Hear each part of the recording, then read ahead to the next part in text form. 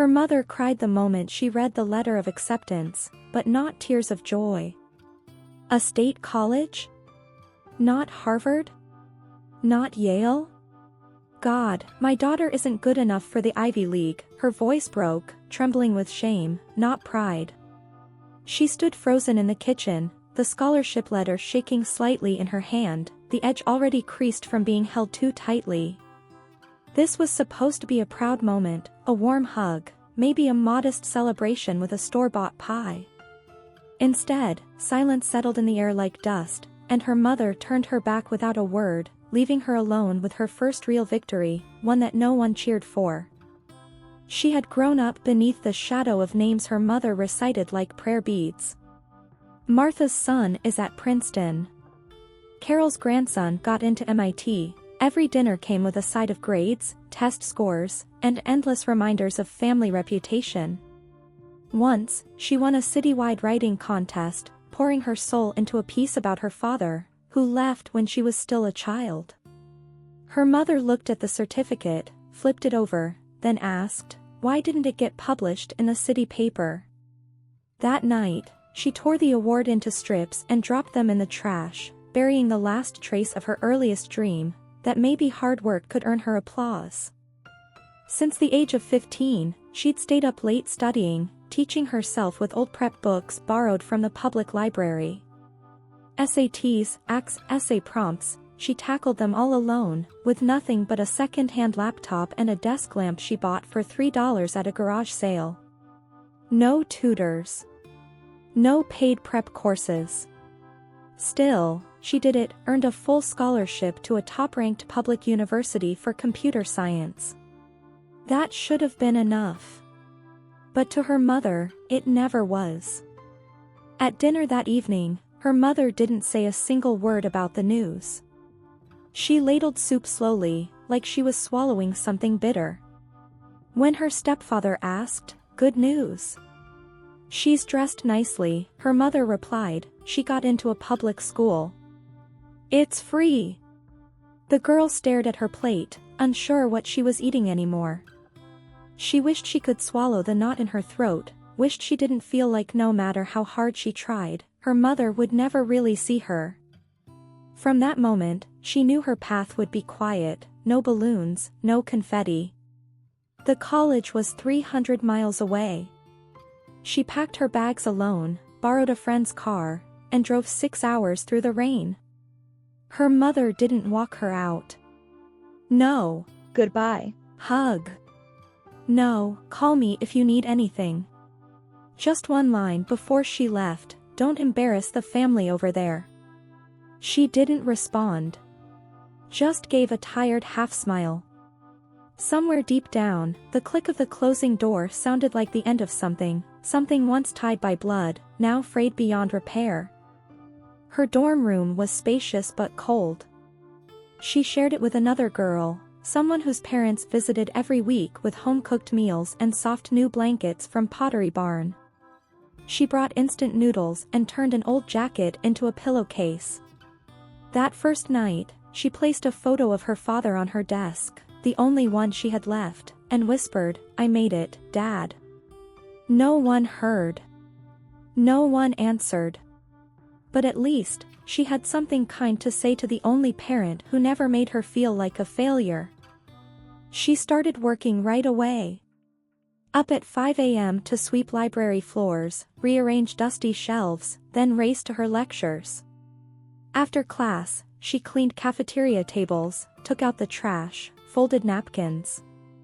On some days, she'd walk straight from a midterm to a part-time shift without dinner. Friends slowly faded, not because they were cruel, but because she couldn't keep up.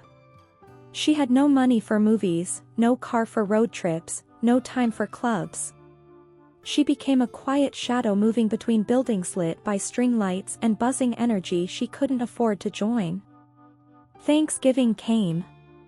Her roommate left on Wednesday, hugging her parents goodbye in the parking lot. "You sure you don't want to come with us?" she asked. She smiled and shook her head. She didn't want to return to the house that once called her a disgrace. That evening, she sat in her empty dorm room, unwrapped a turkey sandwich from the corner store, watched an old rom-com, and called her mom. No answer. She left a message, just wanted to say, "Happy Thanksgiving." The message was never returned. She hadn't failed because she wasn't smart enough for Harvard. She simply wasn't born to someone who believed her wings could carry her anywhere, unless it was along the path they had already drawn in ink. Winter came early that year. The radiator in her dorm sputtered on and off, and the window near her bed had a crack that let in wind like whispers from the outside. She layered sweatshirts, used socks as gloves, and studied curled beneath 2 borrowed blankets. The campus looked like a postcard, bright snow, red scarves, students skating in the quad, but she watched it all from inside, chewing the last of her instant ramen while calculating how long the $10 bill in her wallet would last. Her GPA stayed perfect, even as her sleep didn't. She was the kind of student who professors nodded to with quiet respect, the kind whose essays got used as examples, but never the kind who spoke up in class. She didn't need praise. She needed survival. On weekends, she volunteered at the library's help desk just to stay indoors longer, avoiding the cost of heating her own room. When someone forgot their lunch on the desk, she saved the unopened bag of baby carrots for dinner. She told no one. Because dignity, even shredded, was still hers. There were nights she practiced smiling in the mirror, just in case she ever needed to look normal. She sent her grades home at the end of each semester, always hoping, foolishly, that this time would be different. That her mother might call, might ask how she was holding up. But each time, the only reply was a text with one line, "You should have applied to Cornell." Still not too late to transfer. Not a word about the dean's list. Not a word about the 3 part-time jobs. Just a hole where love should be. Her birthday came in spring. She hadn't told anyone.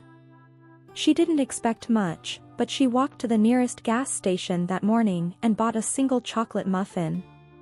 Back in her room, she found a tea candle, stuck it into the center, and lit it with her roommate's lighter. The flame flickered against her wall, soft and unsteady, just like her. She set the timer on her phone and took a photo of herself smiling with the muffin, then stared at it for a long time before sending it to her mom. No response. She didn't cry. She was far too practiced by then to waste tears on silence. That summer, she stayed on campus.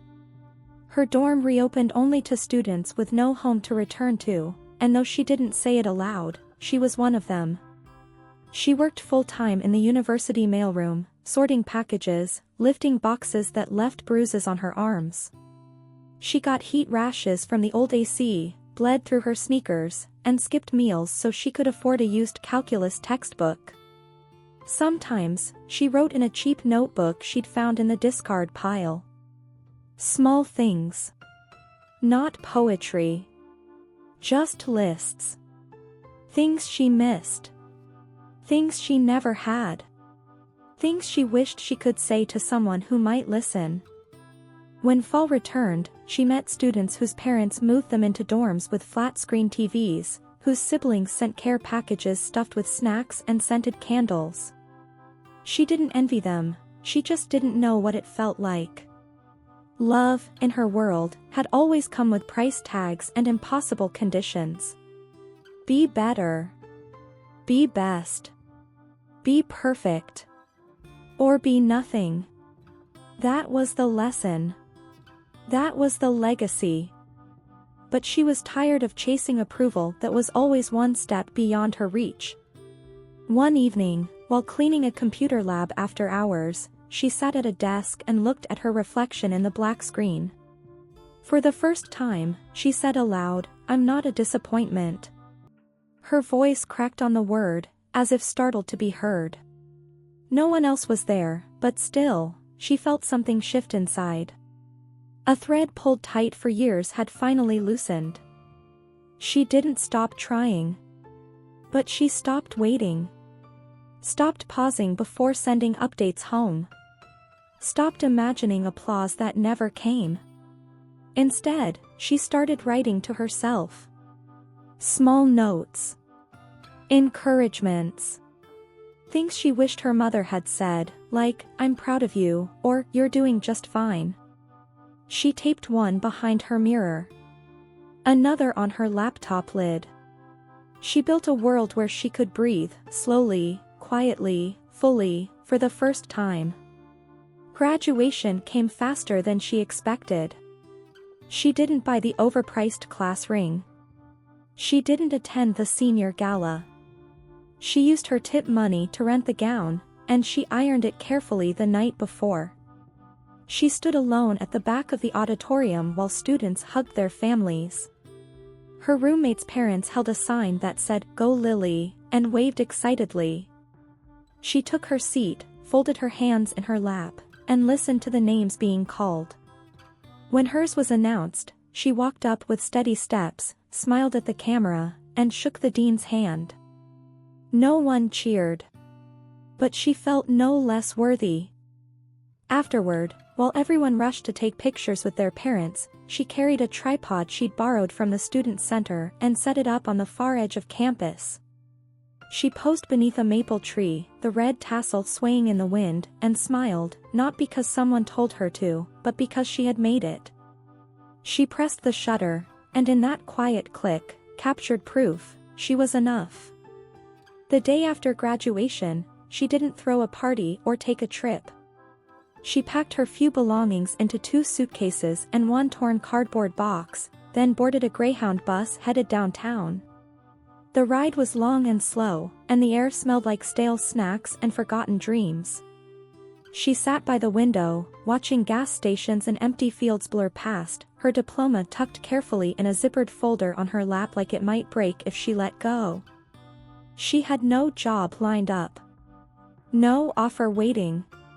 Just an email inbox filled with polite rejections that all read the same: "We've chosen to move forward with candidates from other institutions." She rented a basement apartment in a rundown neighborhood where the walls were too thin and the ceiling too low. The paint peeled like sunburnt skin, and the faucet leaked constantly. Still, she was grateful. It was hers. The first space in her life where no one's judgment crept under the door. She ate cereal for dinner most nights and counted coins before buying soap. At night, she fell asleep to the hum of traffic and the distant thump of footsteps above her head. Every morning, she searched for jobs with shaky Wi-Fi, crafting cover letters that tried to sound confident. She took interviews in thrifted blouses, smiling through frozen Zoom calls and pretending not to hear the sirens outside. They always asked the same thing: "Tell us about your school. Tell us about your family." And she'd answer with a version of herself that sounded neater than truth. She never said, "My mother only cried when I failed her expectations." She never said, "I have no one to call when I feel afraid." She said what they needed to hear, and hoped her voice didn't betray her. Eventually, she got an offer from a non-profit housed in an old red brick building on the east side of town. The pay was low, the hours were long, but the people were kind. They didn't care that she hadn't gone to Harvard. They cared that she listened when a client spoke, that she showed up early, that she stayed late to clean up even when no one asked. For the first time in years, she heard the words, "You're doing great," without conditions. They came from a woman named Marcy, her supervisor, who wore mismatched socks and hugged people without asking. The first time Marcy said it, the girl blinked fast, not trusting herself to speak. Her days filled up. Filing paperwork. Answering calls. Sitting with strangers in crisis and saying, "It's okay, I'm here." She wasn't changing the world, but she was helping someone get through another hour, another day. That was enough. Sometimes, she stayed behind after closing, just to sit in the quiet office and breathe. She liked the sound of silence that didn't come with judgment. She liked how no one there asked where her parents were, or what legacy she carried. Once, a coworker invited her to a weekend brunch. She almost said no, then paused. She'd always said no. Always assumed she didn't belong. But this time, she said yes. It was awkward, she spilled coffee and didn't understand half the inside jokes, but when they laughed, they included her. And when they hugged goodbye, someone said, "See you next week," and meant it. That night, she walked home under the soft glow of street lamps, not feeling like a stranger in her own skin. She still thought about her mother. Late at night, when the noise faded and the city finally held its breath, she'd wonder what might have been if just once, her mother had looked at her and said, "You're enough." But the older she grew, the more she realized that waiting for those words had left her starving. So she stopped waiting. One evening, she sat down and wrote a letter. Not to send. Just to write. "Mom," it began, "I don't know if you'd be proud of me now. But I know I am. I live quietly. I work hard. I show up for people. I don't chase perfection anymore. I chase peace. And even if I'm not the daughter you wanted, I've become the woman I needed." She folded it once, placed it in a drawer, and never opened it again. Years passed. Not in leaps, but in small, steady steps. She learned to cook more than eggs. She adopted a cat from a shelter and named him Mo, short for Moment, because that's all she ever had. She bought a used bike and rode through the park on Sundays. She found joy in ordinary things, the warmth of a sunbeam through a dusty window, the kindness in a cashier's smile, the quiet pride of making rent one more month. Her life wasn't glamorous. It was soft, worn, stitched together from scraps, but it was hers. And when someone at work once asked, "Where did you go to school?" she answered simply, "A state college. Full scholarship." The words came without shame. Without apology. Just truth. Because in the end, it wasn't Harvard that made her worthy. It wasn't a brand name or a framed degree.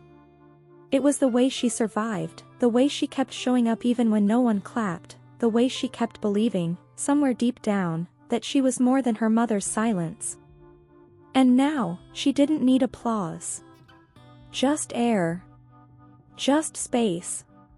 Just enough light to keep going.